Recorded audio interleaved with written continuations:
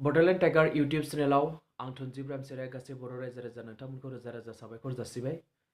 सोरबाफोर जुदि आंनि बड'लेण्ड टाइगार YouTube चेनेलखौ साबस्क्राइब खालामाखैबा साबस्क्राइब खालाम, लाइक खालाम, शेयार खालाम आरो कमेन्ट्स खालाम। दुलाराय बर' फरायसा आफादनि 57थि बोसोरसालिया जथुम्माया बे बाराव बाक्सा जिल्लानि कुमारिकाटा आनसलिकआव गोजोन फोथार मुंनि जायगायाव खुंफुंनाय जागोन। सानथामनि हाबाफारि लानानै खुंनाय जादों। जानुवारि दाननि 2019 मायथाइनि जानुवारि दाननि 7, 8, 9 खालाराव खुंनाय जागोन। बेनिखायनो आं गासै बर' रायजो राजा नोंथांमोनखौ बे सानथामनि हाबाफारियाव लैहोर लैहोर फैनानै हेफाजाब होनो थाखाय नुजाफैनो थाखाय आङो गुरैयै खावलायनाय जाबाय। बेनिखायनो आङो गासै बर' रायजो राजा नोंथांमोननिफ्राय जाबायदियै मदद खालामनांगौ बर' फरायसा आफादखौ जोङो गासैबो मदद खालामनांगोन।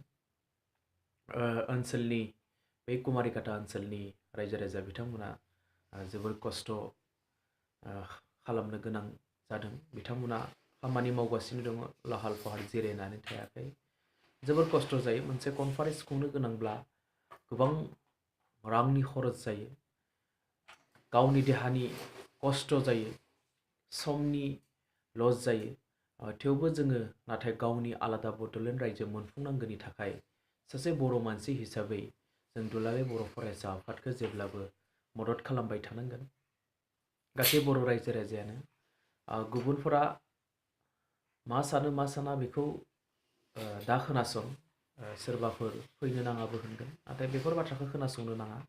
सासे बर' हिसाबै जोङो मा मावनांगौ, सासे बर' हिसाबै जोंहा मा खामानि दङ, बेखौसो सान जों। जोंनि टारगेटआ मा, बर'फोरनि लुबैनाया मा? बर'फोरनि लुबैनाया जादों आलादा बड'लेण्ड रायजो। बेखौ जुदि मोनफुंनांगौब्ला जोङो अरायबो सानफ्रोमबो बड'लेण्ड जायैहालागै जों दुलाराय बर' फरायसा आफादखौ जेब्लाबो मदद खालामबोबाय थानांगोन। मोनफ्रोमबो बिथिंनिफ्राय प्रग्रामाव नुजानानै मदद खालामनांगोन, बायदिसिना रोखोमनि मदद खालामनांगोन। जुदि दुलाराय बर' फरायसा आफादा गैयामोनब्ला दिनै बर'फ्रा आलाय सिलाय जालांजोबगौमोन। मा अबस्था जागौमोन, गुबुन हारिजों बोरै नास्रेब जागौमोन, जोंनि कालचार थांना थानाय नङामोन, जोंनि बर' मिडियामनि स्कुलफ्रा थांना थानाय नङामोन। बेफोरबायदि आरोबाव गोबां दंबोयो। सोरजोंबा बुजागौमोन बर' मानसिफ्रा, सोरजोंबा गावथारजागौमोन।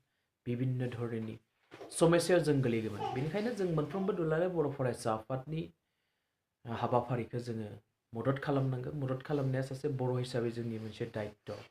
बेनिखायनो आं फिन बड'लेण्ड टाइगार इउटुब चेनेलनिफ्राय गासै रायजो राजाखौ गुरै खावलायो। नोंथांमोना सानथामनि हाबाफारि, बे हाबाफारियाव नुजाफैनांगौ, मदद होनांगौ। गोबां हाबाफारि फैबाय थागोन। बेनि उनावबो जोङो बड'लेण्ड जायैहालागै जों मदद खालामबाय थानांगोन। आरो बाक्सा जिल्ला दुलाराय बर' फरायसा आफाद आरो कुमारिकाटा दख'रा बर' फरायसा आफादखौ आं बड'लेण्ड टाइगार इउटुब चेनेलनिफ्राय रोजा रोजा साबायखर जासिबाय। नोंथांमोना बे हाबाफारिखौ खुंफुंनो थाखाय लांनायनि थाखाय गोजोन्थों।